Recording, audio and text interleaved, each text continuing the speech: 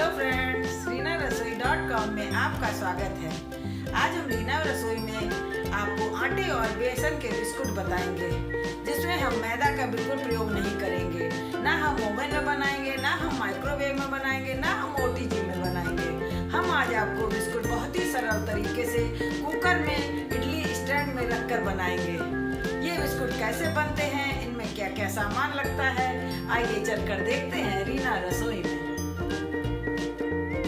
Biscuit बनाने के ingredients: oil लेंगे हम आधी कटोरी और बटर लेंगे 50 ग्राम। ऑयल और बटर आप थोड़ा ज़्यादा कम कर सकते हैं। 2 कटोरी आटा, 1 कटोरी बेसन, आधी कटोरी सूजी, 1 कटोरी पिसी हुई शक्कर, अजवाइन और कलौंजी थोड़ी थोड़ी, आधा चम्मच नमक, 1 चम्मच पिसी इलायची पाउडर, आधा चम्मच जीरा।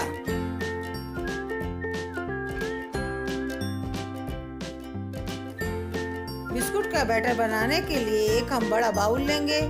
इसमें हम आटा डालेंगे,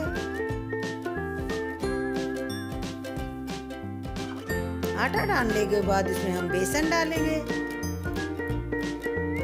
फिर हम सूजी डालेंगे, इलायची पाउडर डालेंगे, थोड़ा थोड़ा अजवाइन और कलौंजी डालेंगे, थोड़ी थोड़ी बचा लेंगे। आधा चम्मच जीरा डालेंगे, नमक आधा चम्मच, पिसी हुई शक्कर 1 कटोरी। अब इन सब चीजों को हम अच्छी तरह से मिलाएंगे।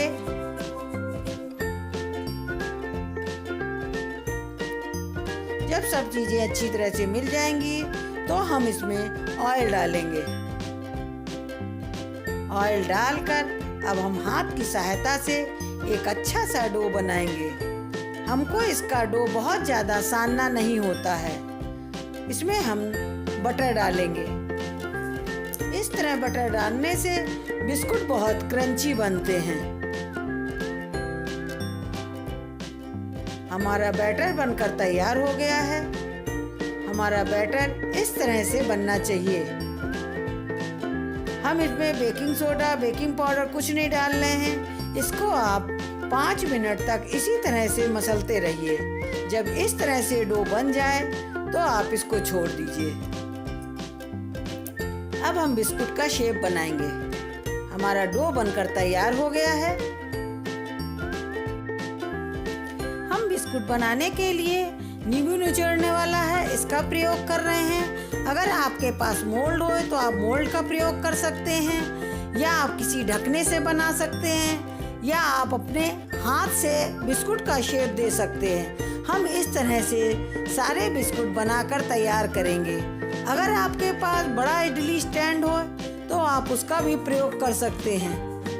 हमने कुकर को रख दिया है प्री हीट करने के लिए 5 मिनट। अब जब तक हमारा कुकर होगा तब तक हम बिस्कुट बनाकर हमने सब तैयार कर लिए हैं। इसके ऊपर हल्का हल्के ऑयल से ग्रीस करेंगे।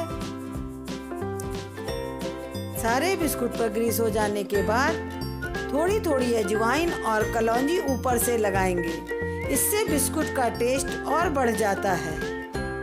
अब हम इडली स्टैंड को ऑयल से हल्का सा ग्रीस करके हम इसमें बिस्कुट रखेंगे। ना हम ओवन का प्रयोग कर रहे हैं, ना हम माइक्रोवेव का। इस तरह से हम इसमें बिस्कुट रखेंगे। आप बड़ी इडली स्टैंड का भी प्रयोग कर सकते हैं। सारे बिस्कुट लगाकर हम कुकर के अंदर रखेंगे। कुकर हमारा प्रीहीट हो गया है। अब इसको सावधानी से इसके अंदर रखेंगे। बिस्कुट को कवर करने के लिए हम ढकने की सीटी भी हटा देंगे और रबड़ भी हटा देंगे। इसको इस तरह से हम कवर कर देंगे। आंच को बिल्कुल मध्यम कर देंगे और इसको 40 से 45 मिनट तक इसको हम कुक होने देंगे। अब 40 से 45 मिनट हमारे हो गए हैं। अब हम कवर को हटाकर देखते हैं। हमारे बिस्कुट देखने में कितने अच्छे लग रहे हैं। अब जब ये ठंडा हो जाएगा तो हम इसको बाहर निकालेंगे। हमारे बिस्कुट का कलर कितना अच्छा आया है। अब हमारा ठंडा हो गया है स्टैंड। अब इसको हम सावधानी से बाहर निकालेंगे। हमारे बिस्कुट देखने में कितने अच्छे लग रहे हैं। गर्म गर्म चाय के साथ बिस्कुट को सर्व करिए।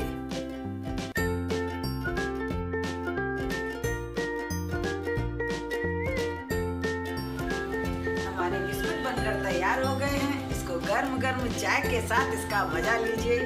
आप इसको स्टोर करके 1 महीने तक भी खा सकते हैं। हमने इसमें मैदा का बिल्कुल प्रयोग नहीं करा है, इसलिए खाने में बिस्कुट फायदेमंद है और बहुत ही क्रंची और बहुत ही स्वादिष्ट बने हैं।